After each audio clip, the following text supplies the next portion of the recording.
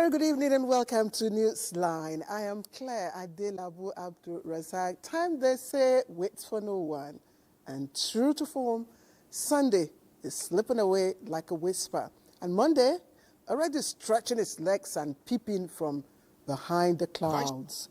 Well, tonight we journey into parts of the capital city where commuting feels like a dangerous gamble. Now, for some, it was a one chance that changed everything, and that survival stories might just be your own getaway passport. Now, did you know that women are not just breaking barriers, but also changing gears, literally? Now, they're going full throttle in spaces once deemed off limits. So how would you feel hopping into a keke marwa driven by a woman? Well, it's a ride with a twist, isn't it?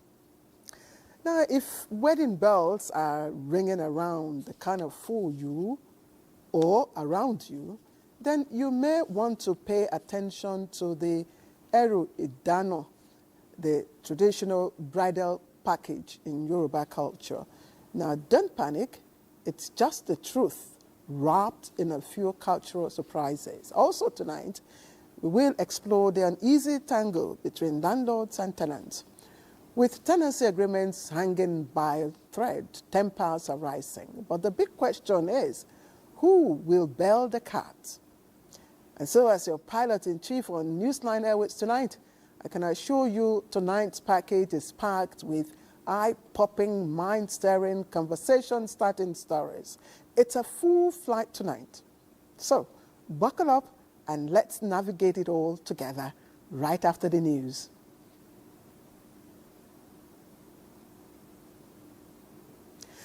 All right, let's begin with the cheering news. And our girls have done it again, this time in Mali, where the African basketball competition has just ended a while ago. And of course, Nigeria defeated Mali 78-64 to retain the championship the fifth time. And that's the good news coming out now from Mali. But do rest assured, we'll bring you details of this news subsequently in the news. Now, the federal government reiterates commitment to leveraging global expertise and best practices to build a sustainable and inclusive agricultural sector capable of sustaining national food security. Now, this is the submission at the groundbreaking ceremony of the Special AgroIndustrial Processing Zone at Ondaijai in Akinyele local government area of Ibadan, Oyo State.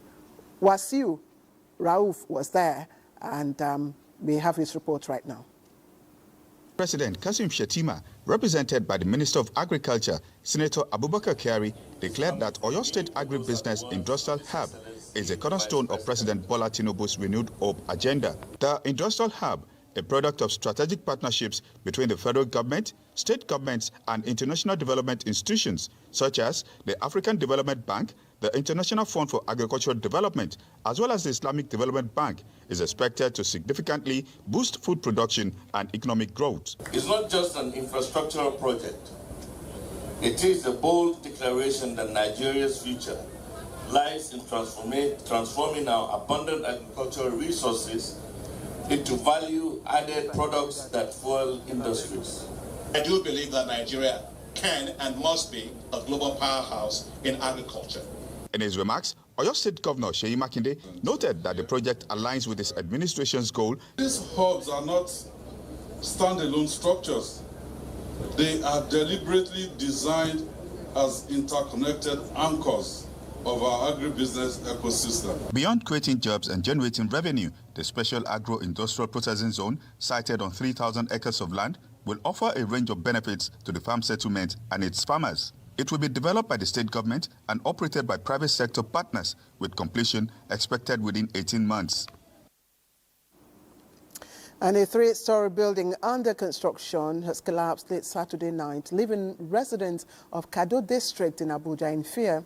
The incident occurred late near the popular Kado fish market, Kama Kama, who visited the scene, says the area for now is deserted, while officials are yet to make any comment on the incident. Standing here on Sarah Ezekwe Street, here in Kado District, where this building behind me came crashing down late Saturday night. Eyewitness say the collapse occurred around 10 p.m. Posts on social media, including from a nearby resident on X, formerly Twitter, hints that lives may be at risk, but with no confirmed casualty figures or rescue updates. It's a three-story building of 3 blocks, still under construction. Although the area is deserted, eyewitnesses who refuse to speak on camera say the collapse may have been due to the heavy rains in the last few days, which may have weakened some parts of the building.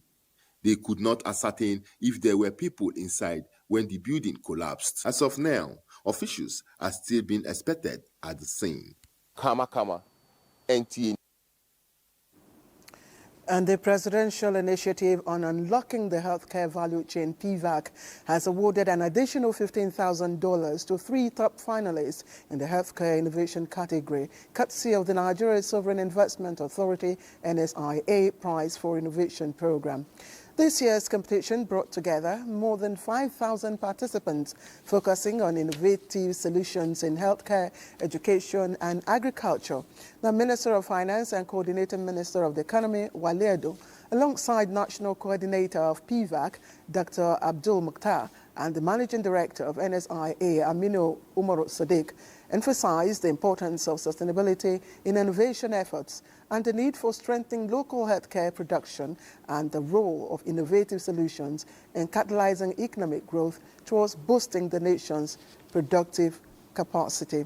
The top 3 innovators were awarded a total of $220,000 in cash and equity to accelerate their businesses. And operatives of the National Drug Law Enforcement Agency, NELEA, have intercepted dispatch riders involved in distributing illicit substances around Abuja. Additionally, the officers also intercepted a consignment of cocaine and tramadol concealed in vehicle side mirrors, destined for Libreville, Gabon, through the export shed of the Murtala Mohammed International Airport in Ikeja, Lagos. Sawa Khalil Ibrahim tells us more. The first batch of consignment consisting of 7,420 pills of tramadol and a total of 68 pellets of cocaine weighing 2.60 kilograms were intercepted in a cargo going to Gabon. A popular cargo agent handling the shipment and 2 other suspects were arrested. In a related development, NDLEA operatives on Friday, 1st August, arrested a businesswoman at a shop within the Trade Fair complex in Lagos following the interception of 100 grams of cocaine and 300 grams of phenacetin concealed in ladies' lipsticks going to Malabo, Equatorial Guinea, through the export shed of the Lagos airport on 10th July 2025 was also arrested. In Abuja, NDLEA operatives conducting intelligence-led stop and search operations in Gwarimpa, Jahi and Galadima areas of the FCT arrested 3 dispatch riders for distributing illicit substances around the city. A total of 149.8 grams of Canadian loud were recovered from them. Meanwhile, no fewer than 100,000 pills of tramadol capsules were seized from a suspect at an NDLEA checkpoint along Vandekia, Ogoja Road in Benue State on Friday, 1st August. In Borno State, NDLEA operatives at the arrival hall of the Muhammad Buhari International Airport, Maiduguri, on Friday, 1st August, intercepted a consignment of 160 pills of tramadol. In Abuja, Salwa Khalil Ibrahim, NTA News. And President Bola Ahmed Tinubu congratulates Senator Leo Wadada Ahmed on his turbaning as the Magajin Dangin Lafia by His Royal Highness Justice Sidi Muhammad Bagi, the Emir of Lafia, and Chairman Nasarawa State Council of Chiefs. President Tinubu describes the honor as a recognition of Wadada's commitment to public service, his deep-rooted connection to his people, and his long-standing contributions to the development of Nasarawa State and Nigeria at large. The president also commends the Emir of Lafia for upholding the noble tradition of honoring individuals whose character, leadership, and patriotism embody the values of the emirate and reflect the spirit of unity, service, and integrity. President Tinubu wishes the senator continued wisdom, strength, and success in his dual roles as federal lawmaker and a traditional title holder. All right, we earlier told you that the D Tigers, of course, retained their 5th title this evening in Mali. But first, let's take a break. We'll bring you details shortly. And all around, Nigerian female athletes are making the nation proud. For details of these and more in sports, let's join Bade Adeleye.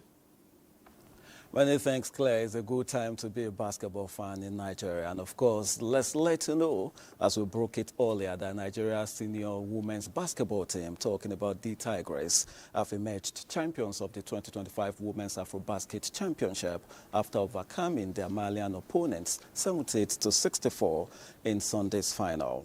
In the highly anticipated match, Nigeria lost the first quarter 21-26, but bounced back to claim the second quarter 20-15.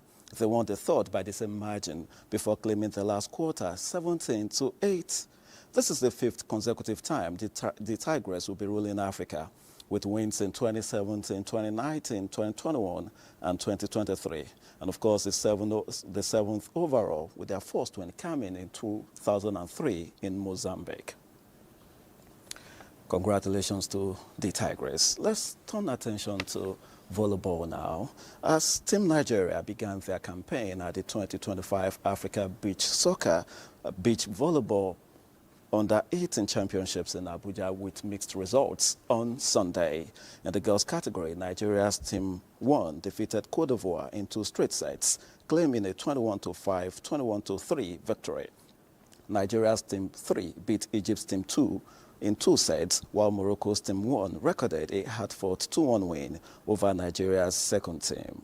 In the boys category, Nigeria's Team 1 beat Burkina Faso 2-0, winning 21-6, 21-1, while the Jollof Derby went in favor of Ghana, who beat Nigeria's team 2-1.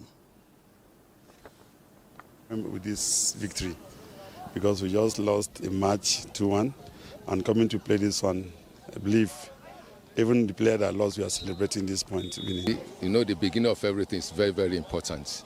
So our preparation is to have a podium finishing. So this is a good start for us.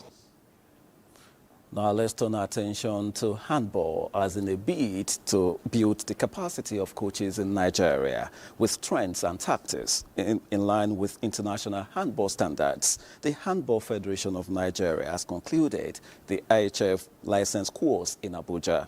14 coaches drawn from various states in Nigeria participated in the 5-day handball coaching course held at the velodrome of the Moshood Abiola National Stadium.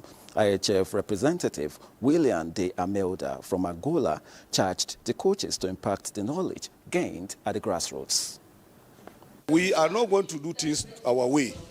We have to be part of the global aspect of doing this kind of tournaments. So we believed that they will have to go back. What they are taught is what, because the major problem of sports is the grassroots. My job here was to teach them the scientific aspect of handball, because Nigeria has a lot of creativity and also naturally impacted handball techniques.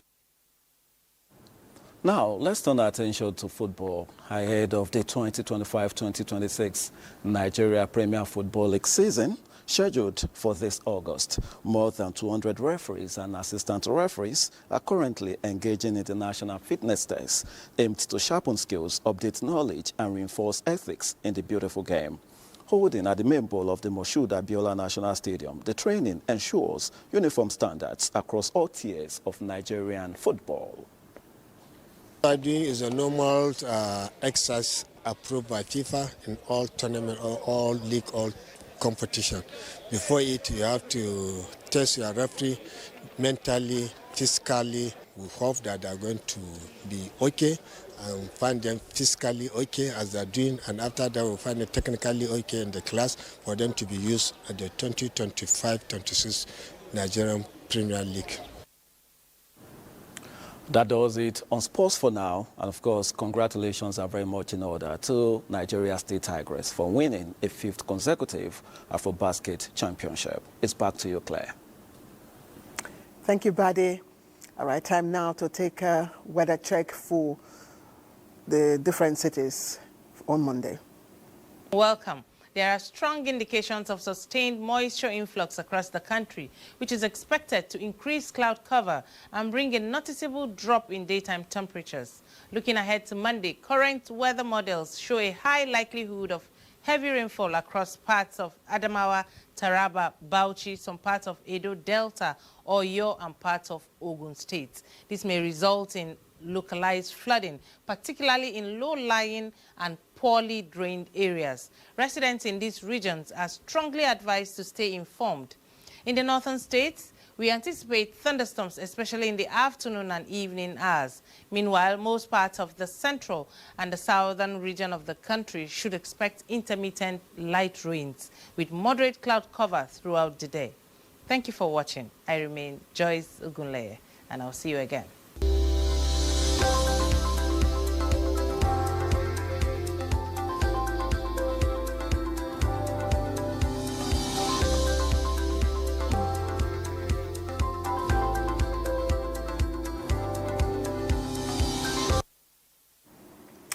Thank you for the weather forecast, and that ends the news segment on Newsline.